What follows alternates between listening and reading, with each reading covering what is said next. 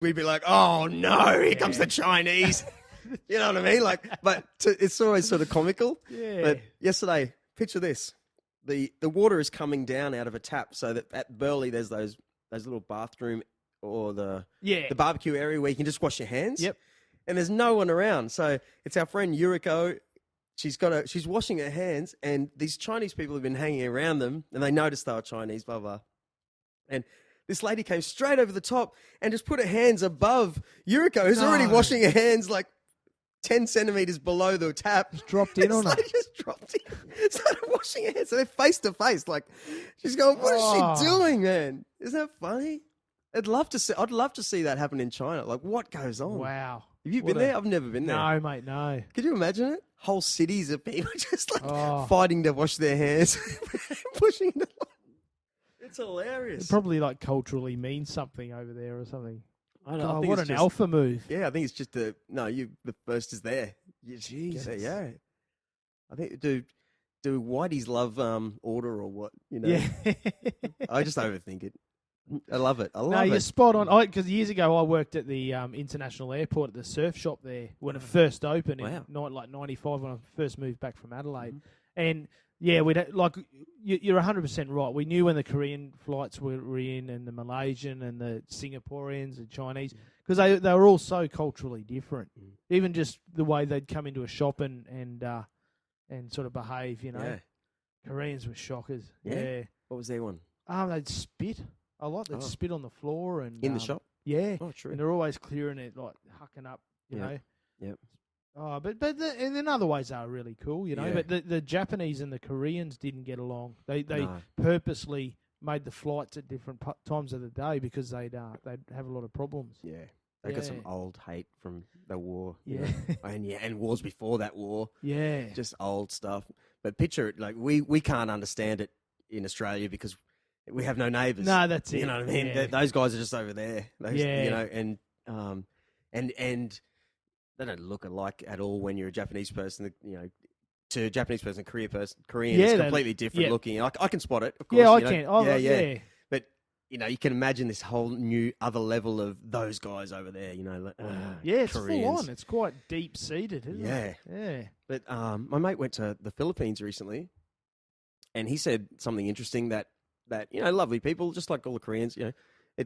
But when so they're in the house eating chicken, and when you finish your chicken bones, you just throw them on the floor, like, and that's where you throw it, and they'll clean it up from the floor, and it's just like a normal house timber floor, and you know the baby's crawling around and stuff. Is this someone's house or a restaurant? Yeah, house.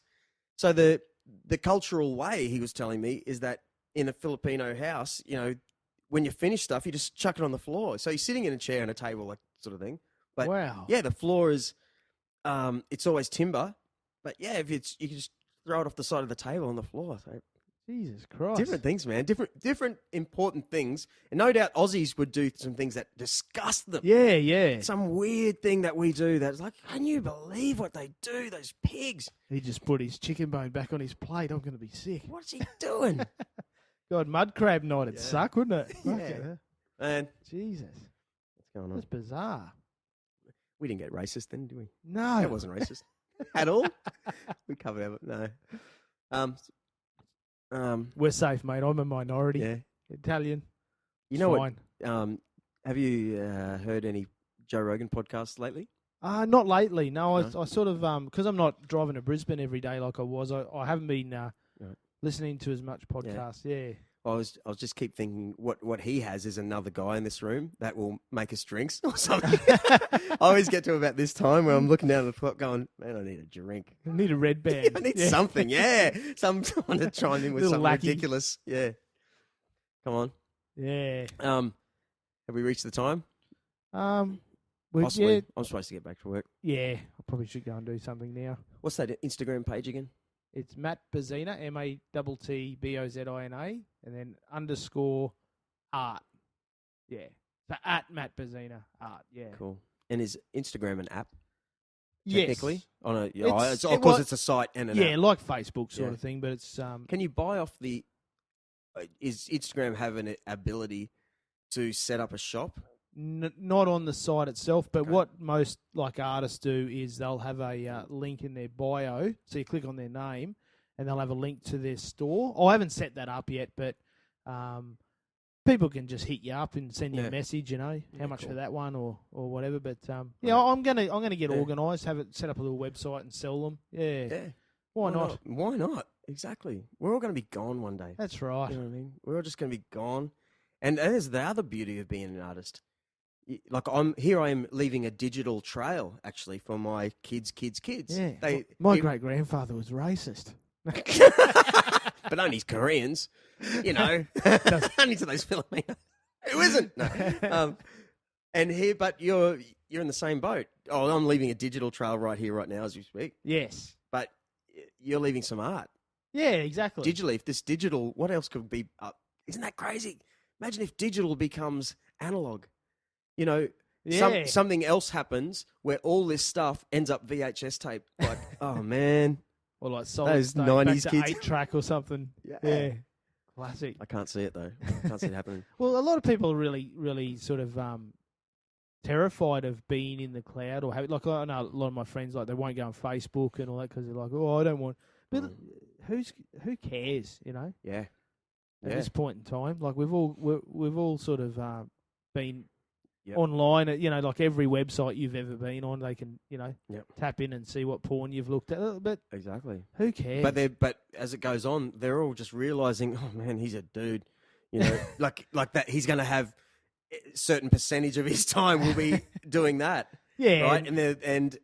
But a certain other percentage of his time is this, where there's you're either a good or you're doing too much bad. Yeah, that's it. So, if you've, it's generally the people that have got something to hide. Yeah, that's potentially, not living honestly. I'm never going to be bloody Prime Minister.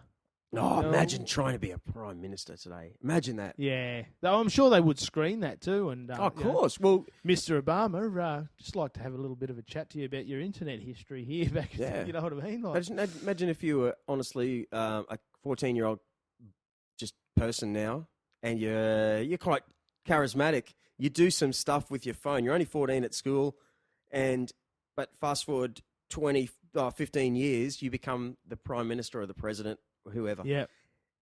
Well, they could find that silly thing you did when you're 14. Absolutely. So it'll be absolutely really hard to get through that bullshit political system where they try and bring each other down because they dig up this file. But everyone's gonna, you know what I mean? Like everyone's in the same boat I guess to a certain degree, different levels. Yeah. All right, mate. But I think good times. Yeah. Thanks for having me, mate. Thanks for just dropping in again. I get such a boost having people here and going through this sort of gear.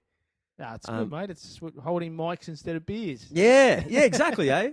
So it's a beautiful surfing day on the Gold Coast, by the way. It is. Yeah, and I plan to get the board out late this afternoon. I've got band practice in this here room. Oh, nice. What about you? I surfed yesterday. Haven't surfed today yet, but where are you going to go? Probably just Jugs. Jugs? Yeah. Might even see me. Yeah? Possibly. Cool. Let me know. Send me a message if you're going. All right, brother. Yeah. Thanks, mate. Matteo Bozina, thanks for coming in, man. Always a pleasure. Next time.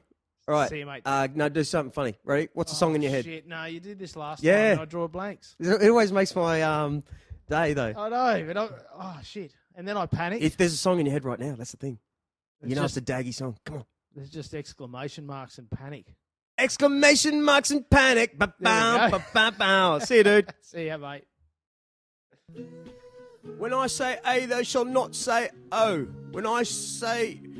Anyway, thanks for tuning into another quality podcast from the beautiful suburb of Currumbin on the Gold Coast in Australia. I want to say hello to all the new people in the UK that are listening to this. And, geezers and birds, innit? It's almost winter here and I'm still wearing board shorts every day. But no, honestly, thanks for tuning in. Subscribe to me on iTunes. Go to all these sort of things. Just Google Gold Coast vs. Drew Kruck. Subscribe to it. And I don't know why. I actually don't even know why, because I'm not making these for you. I'm making them for me. I'm having a great time doing it. Love ya. See ya. Geezers and birds. Geezers and birds. Oi, oi.